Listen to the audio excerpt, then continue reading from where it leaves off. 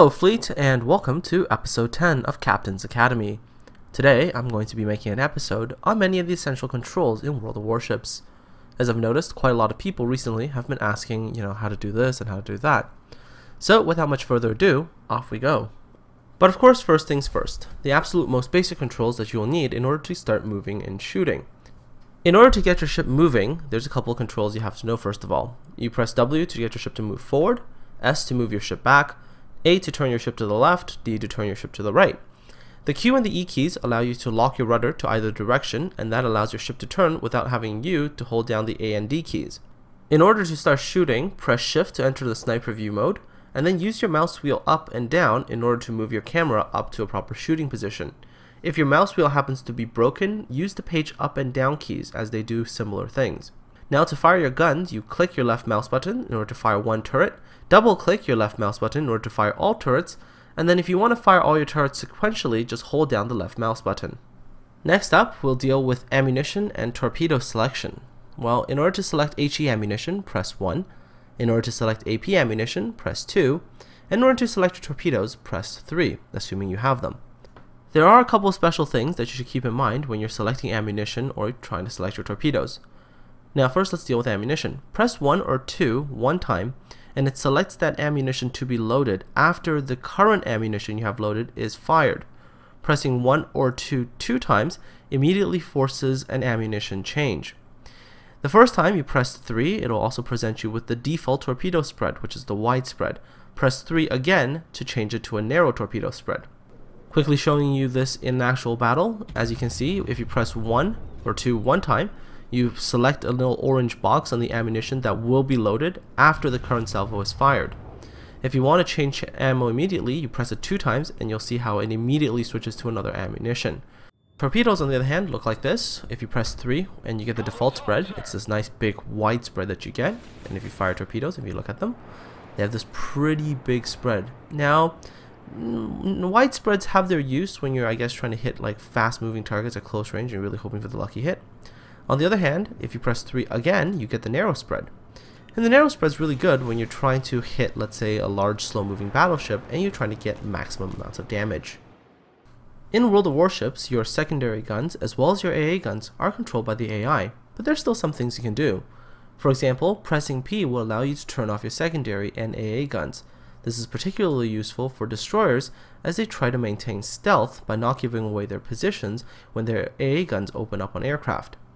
Control plus left mouse button will allow you to select priority targets for your secondary guns and your AA guns.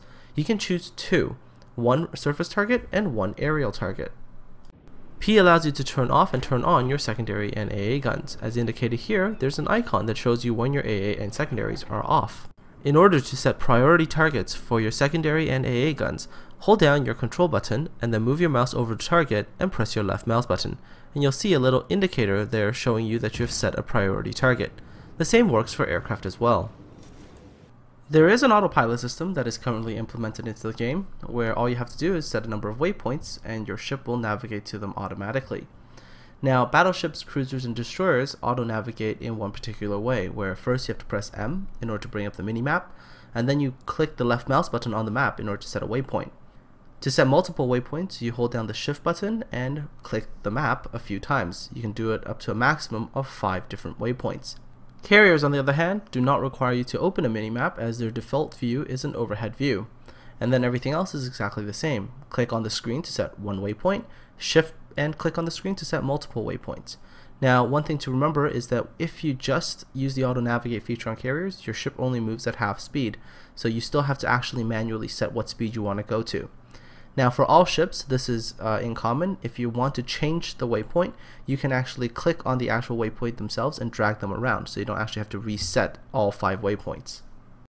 So this is what auto navigation looks like for a battleship or a cruiser or destroyer. You've got the minimap open and then you hold down the Shift key and you click for 5 different waypoints, and when you look at it from the normal view, there it is, and your ship will just automatically navigate to those points.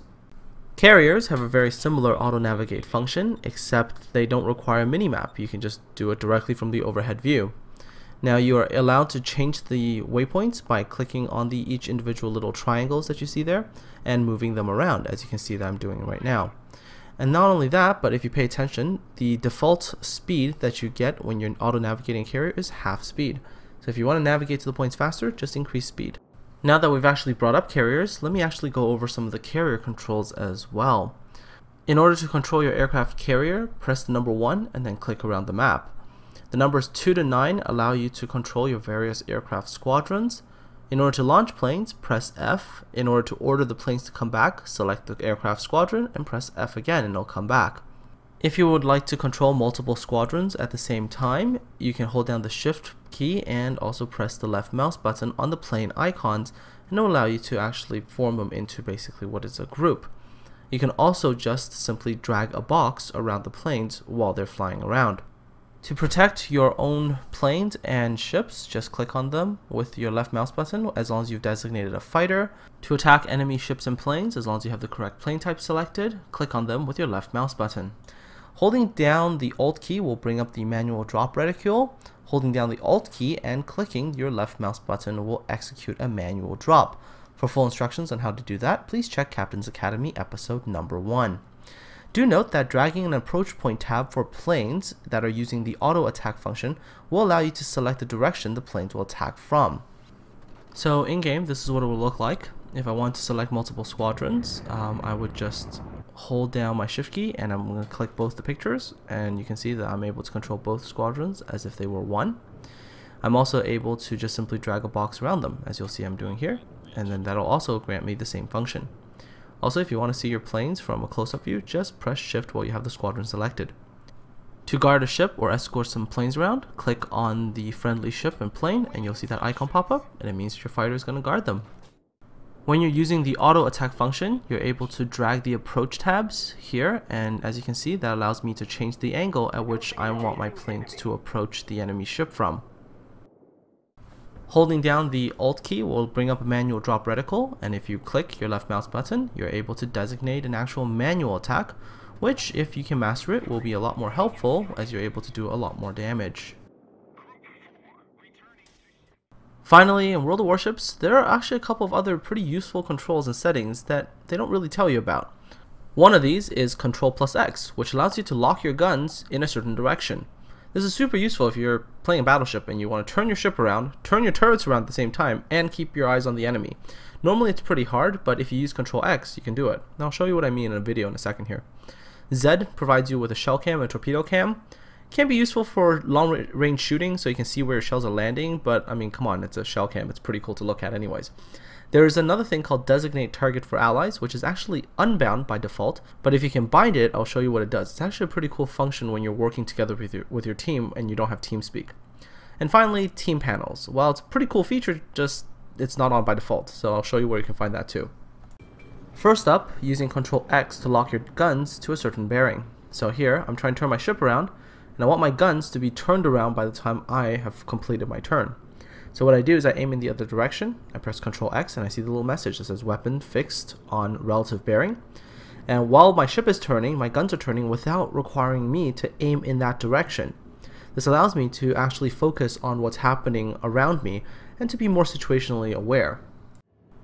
Press Z after shooting to get shell cam, which gives you something like this. It's just pretty cool to look at. Now, highlighting a target for your allies is by default not bound to any key. So you go into your control settings, there's this thing called Highlight Target for Allies.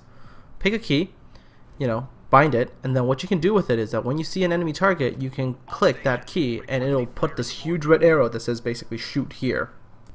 Under Settings and Control tab, there's one more thing that's useful. Display Team Panels, which is there at the bottom left. Click it and you get Team Panels in your game. Well, that's all folks. Hopefully I've been able to cover the majority of controls that you'll need to know in order to play the game.